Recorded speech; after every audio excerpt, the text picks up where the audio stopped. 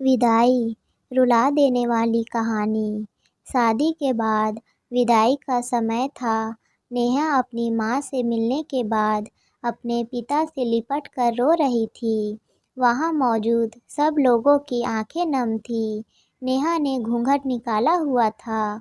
वह अपनी छोटी बहन के साथ सजाई गई गाड़ी के नज़दीक आ गई थी। दूल्हा अविनाश अपने खास मित्र विकास के साथ बातें कर रहा था। विकास, यार अविनाश, सबसे पहले घर पहुंचते ही होटल अमृत बाग चलकर बढ़िया खाना खाएंगे। यहाँ तेरी ससुराल में खाने का मज़ा नहीं आया। तभी पास में खड़ा अविनाश का छोटा भाई राकेश बोला, हाँ यार, पनीर कुछ ठीक नहीं था और रसमलाई में रस ही नहीं था। और वह ही कर ज़ोर ज़ोर से हंसने लगा। अविनाश भी पीछे नहीं रहा। अरे, हम लोग अमृत बाग चलेंगे, जो खाना है खा लेना। मुझे भी यहाँ खाने में मज़ा नहीं आया, रोटियाँ भी गर्म नहीं थी। अपने पति के मुंह से यह शब्द सुनते ही नेहा, जो घूंघट में गाड़ी में बैठने जा ही रही थी, वापस मुड़ी। गाड़ी की फाटक को ज़ोर से बंद किया। घूंघट हटाकर अपने पापा के पास पहुंची। अपने पापा का हाथ अपने हाथ में लिया। मैं ससुराल नहीं जा रही पिताजी, मुझे यह शादी मंजूर नहीं। यह शब्द उसने इतनी ज़ोर से कहे कि सब लोग हक्के बक्के रह गए। सब नज़दीक आ गए। नेहा के ससुराल वालों पर तो जैसे पहाड़ टूट पड़ा। मामला क्या था, यह किसी की समझ में नहीं आ रहा था। तभी नेहा के ससुर राधे श्याम जी ने आगे बढ़कर नेहा से पूछा, लेकिन बात क्या है बहू? शादी हो गई है, विदाई का समय है। अचानक क्या हुआ कि तुम शादी को नामंजूर कर रही हो? अविनाश की तो मानो दुनिया लुटने जा रही थी। वह भी नेहा के पास आ गया, अविनाश के दोस्त भी। सब लोग जानना चाहते थे कि आखिर ऐन वक्त पर क्या हुआ कि दुल्हन ससुराल जाने से मना कर रही है। नेहा ने अपने पिता दया शंकर जी का हाथ पकड़ रखा था। नेहा ने अपने ससुर से कहा, बाबूजी, मेरे माता पिता ने अपने सपनों को मारकर हम बहनों को पढ़ाया लिखाया व काबिल बनाया है। आप जानते हैं एक बाप के लिए बेटी क्या मायने रखती है। आप व आपका बेटा नहीं जान सकते, क्योंकि आपकी कोई बेटी नहीं है। नेहा रोती हुई बोले जा रही थी, आप जानते हैं मेरी शादी के लिए व शादी में बारातियों की स्वागत में कोई कमी न रह जाए, इसलिए मेरे पिताजी पिछले 1 साल से रात को 2-3 बजे तक जागकर मेरी माँ के साथ योजना बनाते थे। खाने में क्या बनेगा, रसोइया कौन होगा। पिछले 1 साल में मेरी माँ ने नई साड़ी नहीं खरीदी, क्योंकि मेरी शादी में कमी न रह जाए। दुनिया को दिखाने के लिए अपनी बहन की साड़ी पहनकर मेरी माँ खड़ी है। मेरे पिता की इस 150 रुपए की नई शर्ट के पीछे बनियान में 100 छेद हैं।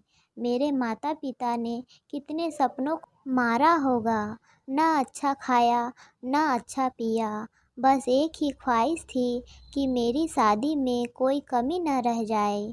आपके पुत्र को रोटी ठंडी लगी, उनके दोस्तों को पनीर में गड़बड़ लगी, व मेरे देवर को रसमलाई में रस नहीं मिला। इनका खिलखिला कर हंसना मेरे पिता के अभिमान को ठेस पहुंचाने के समान है। नेहा हाँफ रही थी। नेहा के पिता ने रोते हुए कहा, लेकिन बेटी, इतनी छोटी सी बात। नेहा ने उनकी बात बीच में काटी, यह छोटी सी बात नहीं है पिताजी। मेरे पति को मेरे पिता की इज्जत नहीं।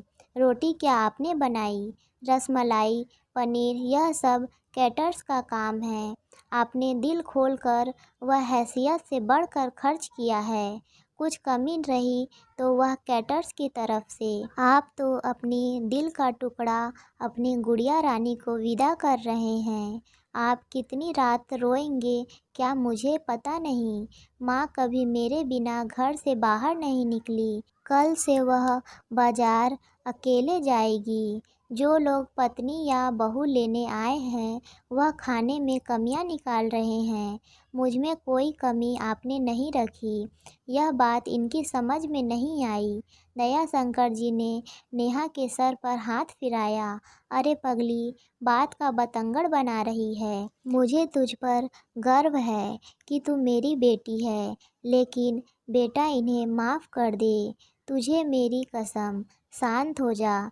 तभी अविनाश ने आकर दया शंकर जी के हाथ पकड़ लिए। मुझे माफ़ कर दीजिए बाबूजी, मुझसे गलती हो गई। मैं उसका गला बैठ गया था, रो पड़ा था वह। तभी राधे श्याम जी ने आगे बढ़कर नेहा के सर पर हाथ रखा।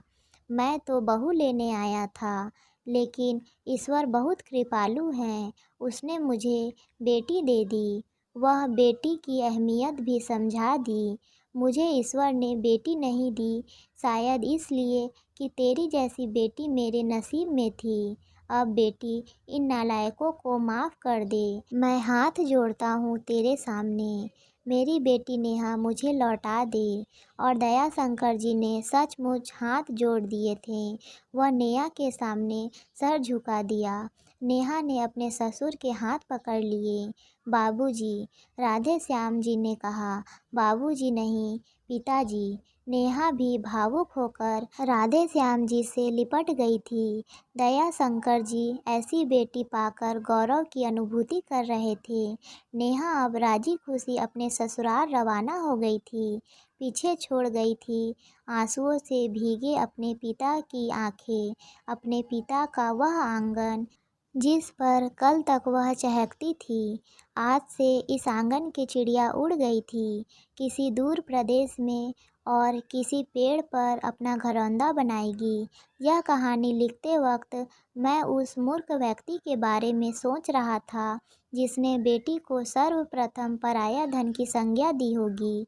बेटी माँ बाप का अभिमान व अनमोल धन होता है, पराया धन नहीं। कभी हम शादी में जाएं तो ध्यान रखें कि पनीर की सब्ज़ी बनाने में एक पिता ने कितना खोया होगा, वह कितना खोएगा। अपना आंगन उजाड़कर दूसरों के आंगन को महकाना कोई छोटी बात नहीं। खाने में कमियां न निकालें। बेटी की शादी में बनने वाले पनीर, रोटी या रसमलाई पकने में उतना समय लगता है जितनी लड़की की उम्र होती है। यह भोजन सिर्फ भोजन नहीं, पिता के अरमान व जीवन का सपना होता है। बेटी की शादी में बनने वाले पकवानों में स्वाद कहीं सपनों के कुचलने के बाद आता है, वह उन्हें पकने में सालों लगते हैं। बेटी की शादी में खानों की कद्र करें। आशा करती हूँ ये कहानी आपको पसंद आई होगी। कहानी पसंद आए तो लाइक और चैनल को सब्सक्राइब ज़रूर करें। धन्यवाद।